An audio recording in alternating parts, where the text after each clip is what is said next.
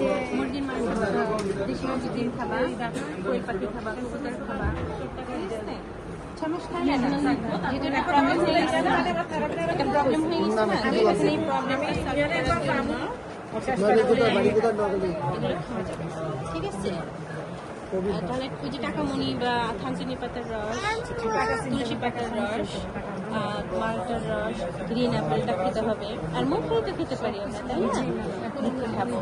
আর তেঁতুল হচ্ছে কামরাঙ্গা ফলের ভিতরে, আর সবজির ভিতরে যে কচু, মুখি, কচু জাতীয় কোনো জিনিস খাবো না, যাবতীয় সবজি খাবো। আর পেঁপে, কাঁচা পেঁপে, পাকা পেঁপে থেকে পেঁপের রস খেলে ওই যে কোষ্ঠকাঠিন্যতা হবে না, কেমন? অনেকগুলো টাকা। আর যেহেতু আধা কাঁচা পেঁপে কিন্তু আমরা কাঁচা খেতে পারি, সালাদ খেতে পারি, ঠিক আছে?